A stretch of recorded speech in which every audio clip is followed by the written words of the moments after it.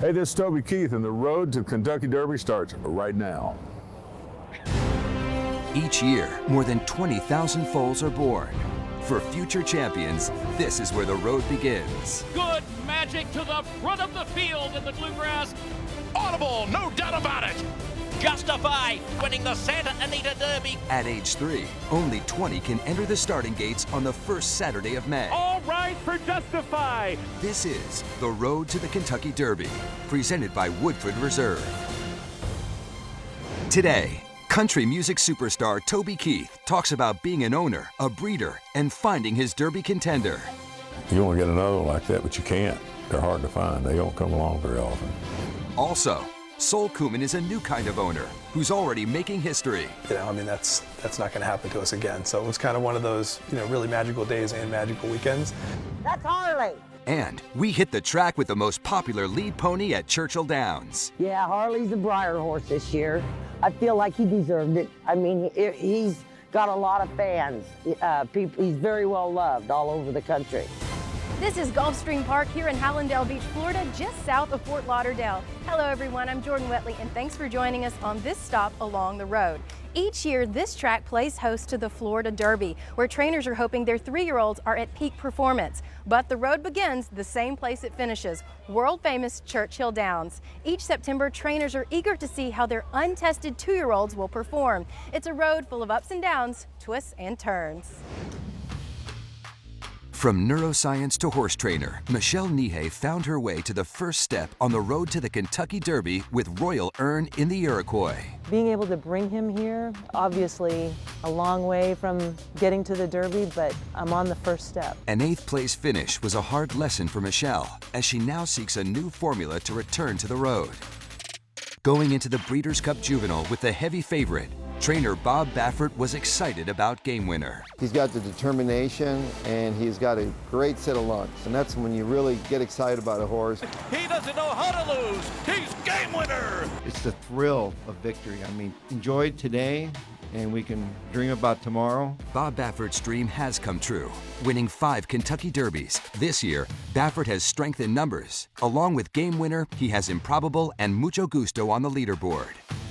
With plenty of Derby experience, Kenny McPeak considers himself an underdog trainer and wants to find his own Kentucky Derby winner. The challenge of finding a good young horse at auction is more of a challenge than training. Perfectly content with a $32,000 yearling. I have very little pressure on them. McPeak's barn has 2 contenders on the leaderboard.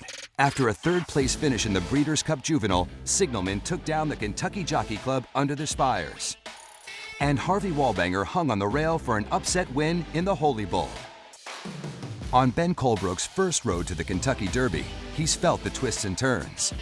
Nick Sko fired off in his first 2 prep races, gaining 18 points. At 70-1, Nick Sko, tremendous upset in the Claiborne Breeders' Futurity. Today's the dream, and I'm just hoping I don't wake up. Ben got a wake-up call when Nick Sko was not able to hit the board in his next 3 races.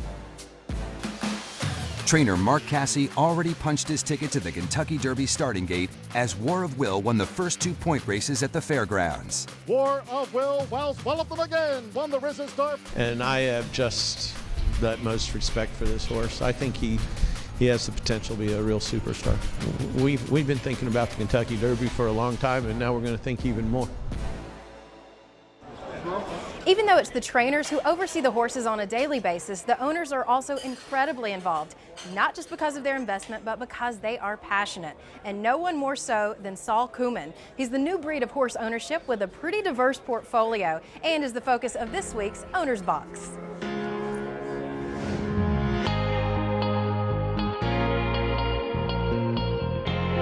Being at the Derby is the pinnacle. I mean, it's really when horse racing goes from being kind of insulated to being mainstream. It's kind of a once-in-a-lifetime thing. Those 2 minutes, your heart pounds. It's like nothing I've ever experienced before.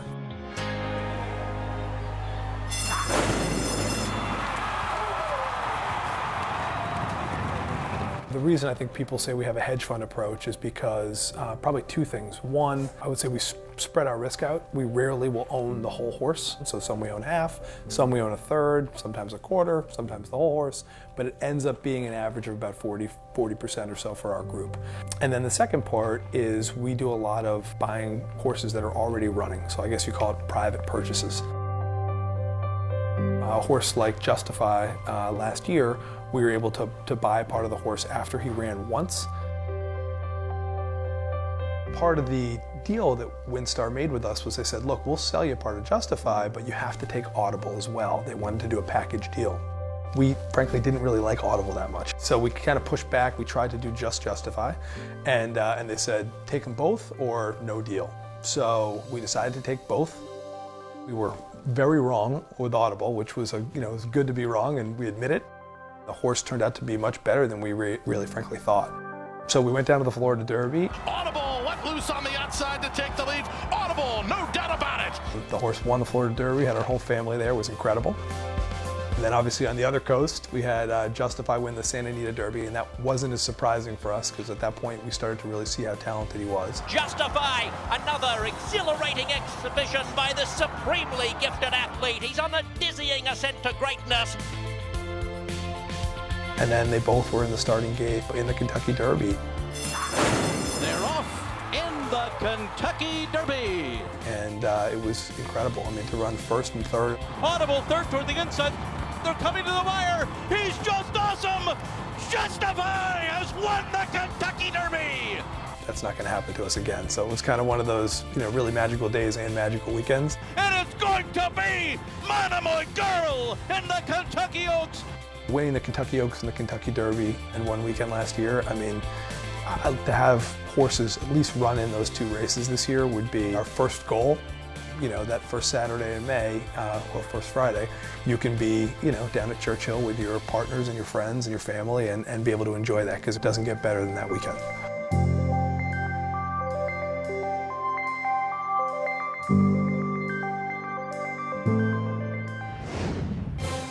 Up next, one of the most memorable stretch runs in Kentucky Derby history. Kind of run down the stretch like a drunken sailor. He was kind of all over the track, as I recall, but I wasn't able to get within shouting distance of him that day.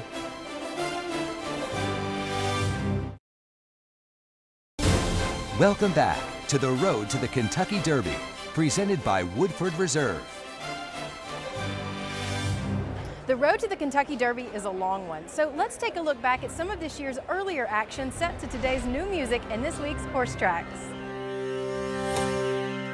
Don't try to pull me under, 'cause the flames flicker in my eye. Don't say don't play with what can hurt you. Not everything that shines can lead you towards the light. At 70-1, Alvin Jimenez. And let the music light your soul. Let go of everything you can't control. Stand up, and when the smoke clears from your eyes, light up. 'Cause baby, fireflies, fireflies. These three coming down to the line in the winners, and Tex does it. Well defined. The local connections make every hole a winning one. War of Will runs out impressively into the cup, 1/4. He doesn't know how to lose. He's game winner. Stand up, and let the Fade to the music wire light your together. soul. Signalman Let inside. go Got it. of everything you can't control. Stand up, and when the smoke clears from your eyes, light up. 'Cause baby, fireflies, fireflies. So many great horses have run right here at the Florida Derby. In fact, out of all the prep races, a record 15 have won here and gone on to win the Kentucky Derby. Always Dreaming, Barbaro, Nyquist, and Orb, just to name a few. Down to the wire. Orb has won the Kentucky Derby for Shug McGahee. And joining me now is trainer Shug McGahee, who trained Orb back in 2013. This year, your horse, Code of Honor, won right here at the Fountain of Youth. Orb's road went through Florida. How do these two horses compare? Well, there is some similarities. Both of them are closers. I think that probably Code of Honor might be a little more efficient in what he does than Orb was at this time. You know, I thought Orb was, when he ran in the Fountain of Youth, he ran a really good race, but I thought he was still a little bit spotty. And when he got to Kentucky, he wasn't spotty. But, you know, where this horse kind of, in the Fountain of Youth, he was going inside of horses and outside of horses and this and that, where we had to, he can stop and start, Orb couldn't start and stop. Okay, well, best of luck with Code of Honor. Thank you so much. And this year actually marks the 30th anniversary of the 1989 Run for the Roses, which you were a part of. So let's take a look back at this classic in the Kentucky Derby flashback. When you think about some of the greatest matchups in horse racing history, two things come to mind. You had, of course, Affirmed and Alydar of 1978, but then there was Sunday Silence and Easy Goer in 1989. Going into the Derby in 1989, I was on a horse called Easy Goer. I felt very confident going into the race. He'd been training well, running well all spring. And then as the afternoon wore on, I was feeling even better because I won the first 5 races leading up to that. Packed day. Again, he won the 3rd race, the 4th, the 5th, the 6th, the 7th, and attempts to make it 6 in a row. A new Sunday Silence coming from the West Coast was a horse to beat. A big rivalry that was kind of brewing between the East Coast and the West Coast. Number 10, second favorite in this race. This is Sunday Silence. Patrick Valenzuela on his back. Sunday Silence was a little black horse, but he had a lot of heart. Easy Goer was the big, good-looking horse. It was just perfect. Everything was set up for this big match. This is what thoroughbred racing is all about. They're all in line and they're off. And Sunday Silence at the start comes right in. When they came out of the gate, Sunday Silence, he took to the mud. Easy Goer kind of dropped back. And Easy Goer is 5th at this point on the outside in great position, passing the stands for the first time. I was really struggling pretty much the whole race. The track was kind of greasy. At no point did I feel like I had any horse up underneath of me. Sunday Silence comes out a bit from the rail in 4th, and Pat Valenzuela looks over his shoulder and sees that it's Pat Day in 5th on the outside with the favorite Easy Goer. Sunday Silence was in front of him every step of the way. He could handle the turns. He was nimble, kind of pulled away from Easy Goer. When they hit the stretch, he had the lead. Easy Goer made his run down the stretch, but there was no catching Sunday Silence. Sunday Silence with Pat Valenzuela comes over, has a little contact with Northern Wolf on the inside. Kind of run down the stretch like a drunken sailor. He was kind of all over the track, as I recall, but I wasn't able to get within shouting distance of him that day. 16th of a mile to go, and here comes Sunday Silence through the stretch, coming to the finish of the Derby. Sunday Silence wins this Derby by 2 lengths. Sunday Silence was just the better horse that day. That was one of the great rivalries of all time. Going in and coming out proved that those were 2 great horses. It was a great Derby. If you want to create your own flashback and experience the Kentucky Derby in person, just visit KentuckyDerby.com. Can't make it to the track? Well, you can also find everything you need to host your own authentic Derby watch party on KentuckyDerby.com. We'll be right back. Coming up next, how Toby Keith's passion for horse racing began. Anytime I was on the road, like before I had a record deal, I always loved to go to the track. And I bought my dad that first horse, and when it won its first start, it was like, we need to get another one, right? And later, a magical moment that never gets old. It's the energy. It cheers you up a little bit every time, and I've been here for 33 Derbies. Welcome back to the road to the Kentucky Derby, presented by Woodford Reserve. The excitement of horse racing attracts all types of people, some with wealth, some with fame, all with passion. And there's one man that fits into all 3 categories as we profile country music superstar Toby Keith in this week's Connections. Come on! He's coming. Here he comes. Here he comes. Here he comes. It's exhilarating. Come on! Come on, baby. Come on! Come on. Come on! Get him. When you're standing out there on the balcony or down by the winter circle and they come pounding by. Come on, baby! Come on! It's a surreal, live kind of thing. Isn't that fun? Anytime I was on the road, like working regional before I had a record deal, I always loved to go to the track, but never thought about owning one until I came in with some money and I bought my dad that first horse, and when it won its first start, it was like, we need to get another one, right? And that was many another ones ago. I had a song called Dream Walking. About the time I bought a farm and built a full training center. We had a 40 stall barn, covered round pens and walkers, exercisers, a 7/8 mile racetrack. We was going to have 3 or 4 mares and some horses at the racetrack, and over about 6 years there, we wound up with 100 mares, and we had 60 or 70 horses at the racetrack. It kind of ballooned pretty fast, and it turned into, from a kind of a hobby of his to a full-time job. Congratulations.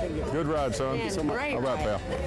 The great thing about breeding horses is when you breed to a $4,000 sire with a mare that made $40,000, then you're running against $600,000-$700,000 Keeneland and Fasig-Tipton purchases in these big stakes, and you're outrunning them. It's a beautiful thing. Mad science. It's a tough game, and he's tried hard at it. Yeah, that's nice. That's nice, Philly there. I don't like second, though. Nobody does. The Derby's the one you want to win. Yeah, that's the one that everybody wants to hang on their wall and say, I won the Kentucky Derby. But God, it's hard to get there. You'll start on the Derby trail and you'll see all these great horses, and it's one by one, they'll just start falling out. It'll look nothing like that April 1st. I guess that's the most frustrating part about this business, is that you work so hard to get that one horse. They turn for home. Cactus Ridge in front. He was undefeated 2-year-old. Cactus Ridge wins the Arlington-Washington Futurity by 3.5 lengths. Win 3 stakes and set track records in 2 of them. Cactus Ridge runs them into the ground. I mean, we were literally on our last workout with Cactus Ridge and going to stick him on a plane, send him to Santa Anita. They let him work between the races, and he was going to the Breeders' Cup. And they checked him and said he had heat in his knee, and it was all over with the next day. Done forever. We bred lots of mares the next few years, you know, and we never have reproduced Cactus Ridge, but we're still trying. I mean, that'll hook you. You want to get another one like that, but you can't. They're hard to find. They don't come along very often.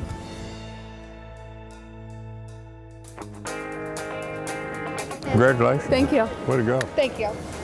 Anytime you have players like him in a horse business, it's a positive. Raymond, how you been, buddy? He's got 80, 90 horses at the racetrack, and those, you know, every trainer wants somebody like that. I enjoyed the fact that he's so black and white, and he just calls it like it is. There's no Hollywood pretense about him at all. Good ride, pal. I don't know how it ends. He'll be in the horse business a long time, and he enjoys it. It's kind of his hobby, and enjoys it as much as anybody as I ever worked for or been around. That's what horse racing business is dream walk. Everything's a roll of the dice. The next one is too, and it's exciting. You gotta live on the edge a little bit. Thanks to Toby for sitting down with us, and he tours every year, so make sure you go to tobykeith.com/tour for upcoming dates and locations. Coming up, Jordan saddles up. All right, here we are. We're at Churchill Downs on the racetrack. It never gets old being out here, does it? Oh, never gets old. Never gets old. I love it here. Welcome back to the road to the Kentucky Derby, presented by Woodford Reserve. These horses are called ponies, and they may have it made in the shade right now, but on race day, they step into the spotlight, escorting the thoroughbreds around the track and to their starting gate. And at Churchill Downs, there's one pony that stands high above the rest. Let's meet him in this week's Around the Downs, presented by White Claw.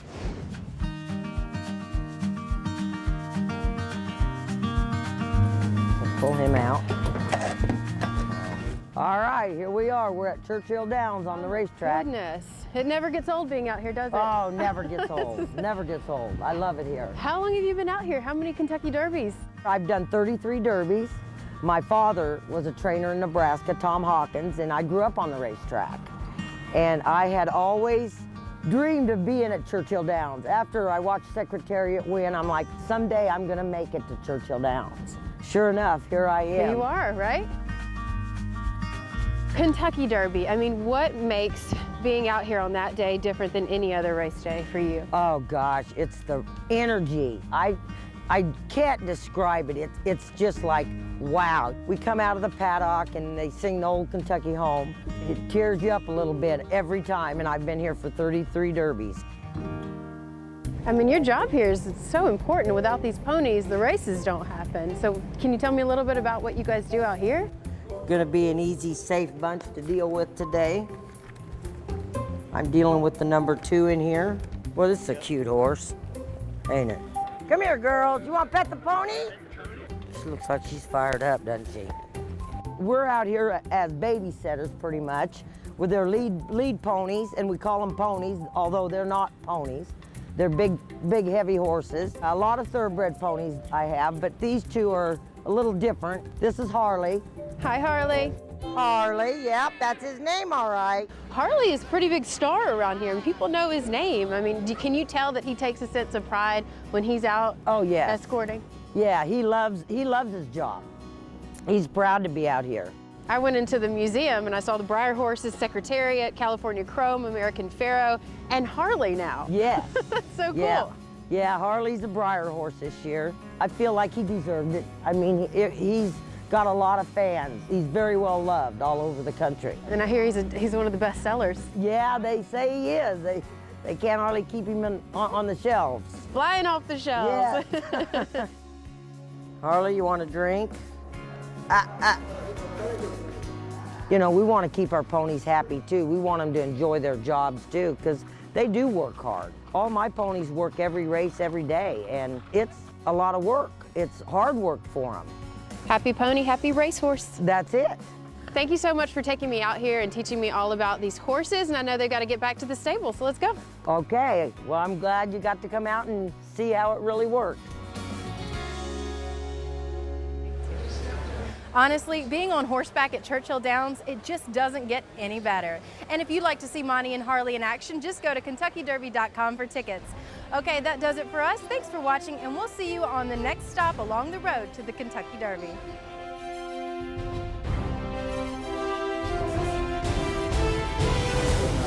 Okay, let's get right here. Okay, we're gonna do a little video together. Okay, 3, 2.